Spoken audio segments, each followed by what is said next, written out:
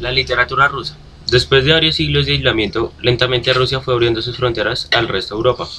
Ya en el siglo XIX, la influencia del romanticismo penetra en el país y la literatura rusa se empieza a conocer a nivel mundial. En el romanticismo de este país se aprecia varias etapas. La inicial a finales del siglo XVIII, en la cual predomina la poesía elegíaca y política.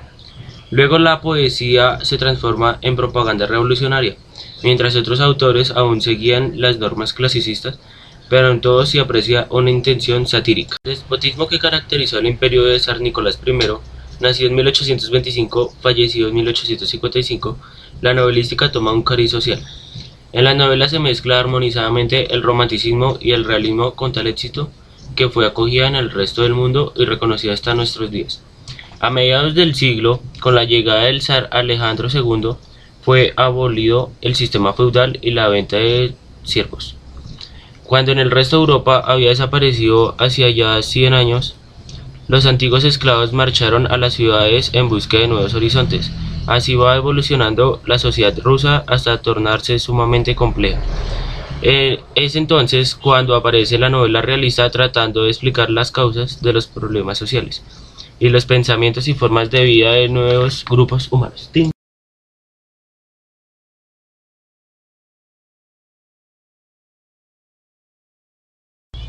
Uno de los grandes autores en el género de la narrativa, Nikolai Vasilievich Gogol, nació en 1809, falleció en 1852.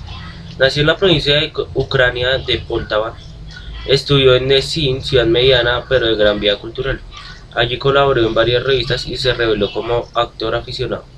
Cuando fue a San Petersburgo a estudiar Derecho en 1828, ya había escrito su primer poema con marcada influencia del romanticismo alemán.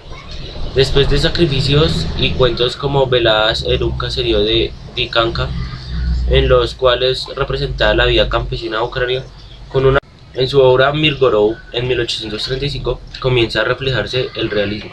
Consta de 4 novelas cortas, una de ellas Taras Bulba. Al poco tiempo publicó la colección de cuentos arabescos y más tarde La Avenida de Nevsky, Retrato de la nariz, Apuntes de un loco, El capote. Su obra narrativa más extensa e importante es Almas muertas, en la cual el autor presenta varios tipos de terratenientes, cada uno con una mezquindad diferente pero que tenían en común la avaricia, y que le sirven de base para plantear los problemas sociales de su época. En teatro también quiso representar todo lo malo, todas las injusticias y de un golpe ridiculizado todo. Así escribió El inspector, a cuyo estreno asistir el zar y los notables de su época, que vieron allí reflejados sus defectos y expresaron sus descontentos contra el autor. Luego de viajar por algunos países, retornó a su patria anciano, decaído y enfermo, a vivir en casa de unos amigos. Debido a la profunda religiosidad de sus últimos días, realiza continuos ayunos que pronto lo llevaron a la muerte.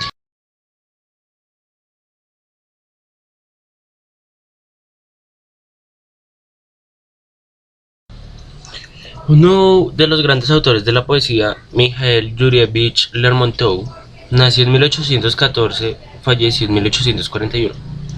Descendiente de una familia escocesa establecida en Rusia desde el siglo XVI, residente en la provincia de Penza, vivió en la aldea Tarhany, donde se conserva sus restos. Perteneció a la misma generación de Alexar Pushkin. A la causa de la muerte prematura de su madre y el cumplimiento militar de su padre, quedó al cuidado de su abuela, que lo procuró la mejor educación posible con tutores extranjeros y profesores particulares.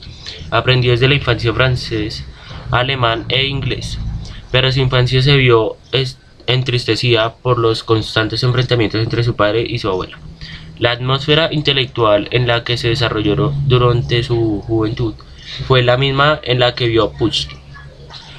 Aunque el uso del francés comenzaba a ceder terreno en favor del inglés, compartió su estima de Lord Byron, a quienes leía en su lengua original junto a